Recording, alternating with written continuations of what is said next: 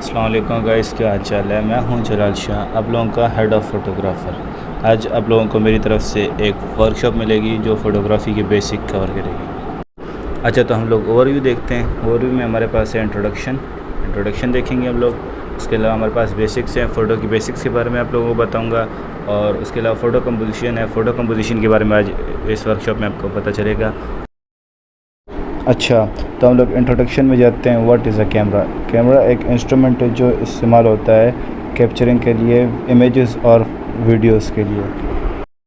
लेकिन आगे जो है ना, कैमरा की भी काफ़ी टाइप्स होती हैं, जिस तरह के डिजिटल कैमराज़ हो गए, फिल्म में कैमराज़ होगी, स्मार्टफ़ोन कैमराज़ हो गए और वीडियो कैमराज़ होगी। और इन सब की जो है ना मुख्तलिफ़ फ़ीचर्स होती है।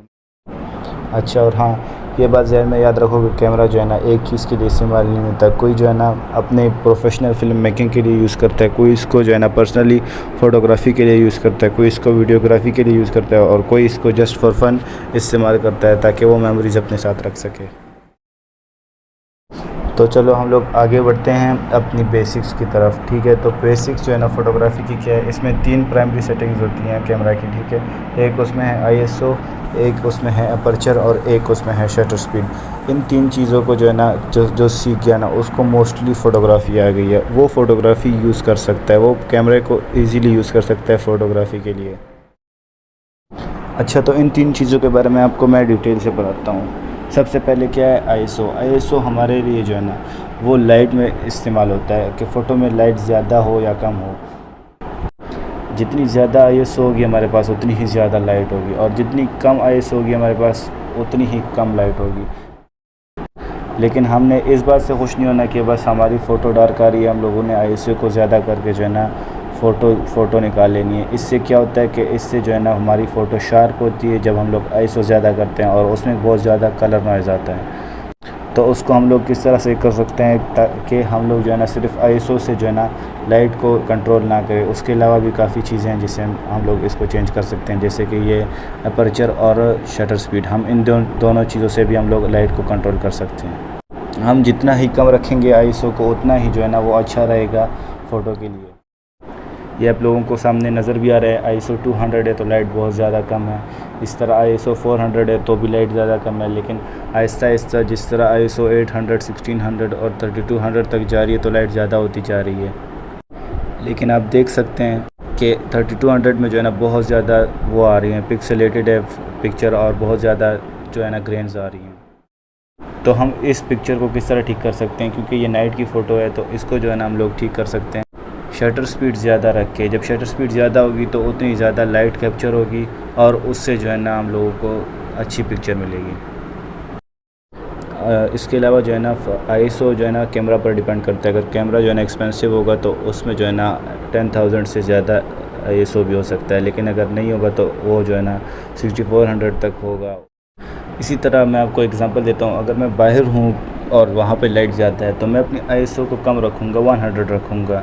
लेकिन अगर शेड पे जाऊँगा तो इसी तरह हम लोग जो है ना उसको थोड़ा सा ज़्यादा कर लेंगे, 200 पे रख देंगे, 150 पर हो जाएगा।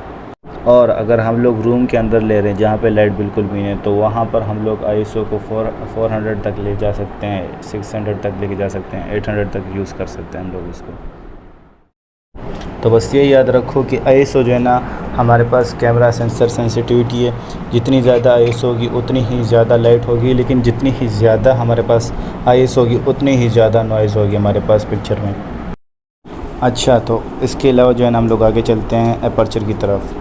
अच्छा, अपर्चर का क्या काम होता है। अपर्चर जो है ना वो बेसिकली जो है ना इस्तेमाल होता है वो फ़ोकस के लिए। ठीक है, अगर हम किसी चीज़ को ना फ़ोकस में रखना चाहते हैं और बाकी पीछे बैकग्राउंड सारा हम लोग उसको जो है ना ब्लर करना चाहते हैं तो हम उतना ही कम अपर्चर रखेंगे। इसी तरह जो है ना अगर हम उसी पिक्चर में डिटेल ज़्यादा करना चाहें तो आहिस्ता आहिस्ता हम लोग अपर्चर जो है ना बढ़ाते जाएंगे, जिस तरह कि हम लोग इस एग्जांपल्स में देख सकते हैं। जब अपर्चर 1.8 है तो डिटेल सिर्फ फ्लावर की आ रही है, उसके अलावा पीछे सारा ब्लर आ रहा है। जिस तरह 2.8 हो रहा है इस तरह 4 हो रहा है तो डिटेल ज़्यादा होती जा रही है। इसी तरह जैसे ही फोकस जो है ना वो 22 हुआ है तो देखो पूरी पिक्चर जो है ना वो डिटेल्स आ रही है, उसमें जो है ना कोई भी ब्लर नहीं आ रहा। तो अपर्चर का भी यही काम होता है कि उसमें जो है ना डिटेल्स लेकर आए पिक्चर में। और अपर्चर जो है ना लाइट के साथ उसका इन्वर्स रिलेशन है, जितना ज़्यादा अपर्चर होता जाएगा उसी तरह जो है ना लाइट कम होती जाएगी। हम अपर्चर से भी लाइट को कंट्रोल कर सकते हैं, लेकिन अगर हमारी पिक्चर ब्लर हो रही है या बहुत ज़्यादा डिटेल आ रहे हैं जिस तरह हम लेना चाह रहे हैं तो हम लोग उसको भी देखते जाएंगे साथ में। अब हम आगे बढ़ते हैं शटर स्पीड की तरफ। शटर स्पीड वो टाइम है जिस टाइम के लिए शटर जो है ना कैमरे का वो खोला रहता है, और इसको मेजर करने के लिए मिली सेकेंड्स और सेकेंड्स जो है ना इस्तेमाल होते हैं। जैसे कि 1/1000 हो गया, 1/250 हो गया, 1/2 हो गया और 1 सेकंड हो गया। इससे ज़्यादा भी हो सकता है, 30 सेकंड तक भी कैमराज में होता है। और जब शटर ज़्यादा टाइम के लिए खुला रहता है तो उसमें ये होता है कि लाइट ज़्यादा कैप्चर होती है, और जब शटर स्पीड जल्दी बंद होता है तो उसमें यह होता है कि लाइट कम कैप्चर होती है लेकिन मोशन बहुत ही ज़्यादा कम होती है, उसमें फिर मोशन कैप्चर नहीं होती।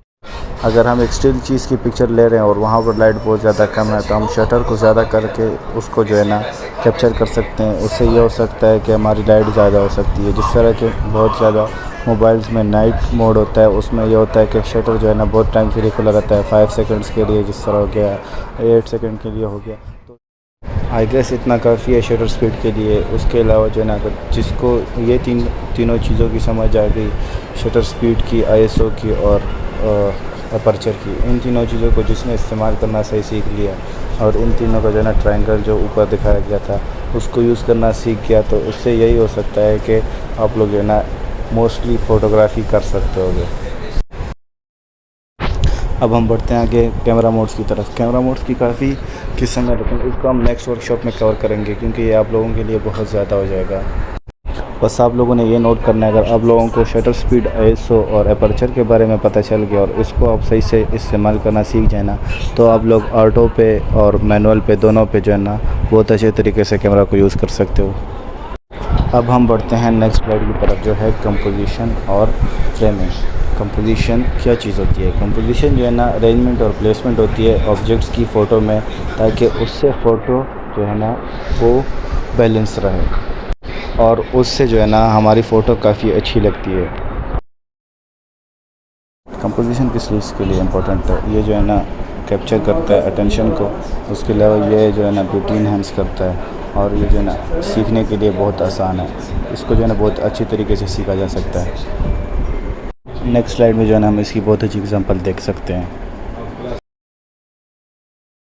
अच्छा, रूल ऑफ थर्ड क्या चीज़ है? वो भी एक कंपोजिशन की टाइप है, ठीक है। उससे जो है ना हम लोगों को फ्रेम को ना इक्वल पार्ट्स में डिवाइड करते हैं, जिससे जो है ना फ़ोटो हम लोग मुख्तलिफ़ जगहों पर रख के उसको बैलेंस कर सकते हैं। नीचे हम लोग रूल ऑफ थर्ड की कुछ एग्जांपल्स देख सकते हैं।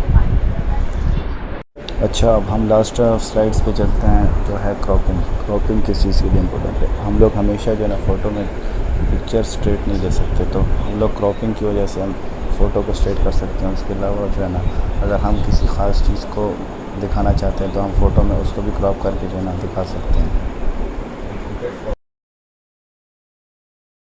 अच्छा, एक और बात ये है कि आप लोगों की अगर पहली बार में फ़ोटो अच्छी ना आए तो आप लोगों ने खफा नहीं होना, मायूस नहीं होना कि मतलब बस हमारी जो है ना फ़ोटोज़ अच्छी नहीं आ रही। तो इससे सही यही होना है कि मतलब और भी ट्राई करते रहना है और साथ में जो है ना देखते रहना है कि आप लोगों ने पहले किस तरह की पिक्चर्स लेते थे और जो है ना बाद में किस तरह की पिक्चर लेते हो।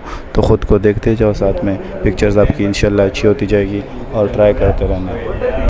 बाकी हम लोग वाइंड अप करते हैं, किसी को किसी तरह की भी डिफ़िकल्टी पेश आ रही हो तो वो मेरे से डायरेक्टली कॉन्टैक्ट कर सकता है। अब आप लोगों की असाइनमेंट ये है कि आप लोगों ने जो है ना फ़ोटोज़ लेनी है, जिस तरह की ISO की हो गई, और जो हम लोगों ने काम ज़्यादा किया ना उसको आप लोगों ने ट्राई करना है। अगर किसी को कोई डिफ़िकल्टी आ रही है तो वो बात कर सकता है, बाकी आप सब लोगों ने ट्राई करना है। बाकी आज के लिए इतना ही काफ़ी है, हम लोग वर्कशॉप को ख़त्म करते हैं। Thank you guys.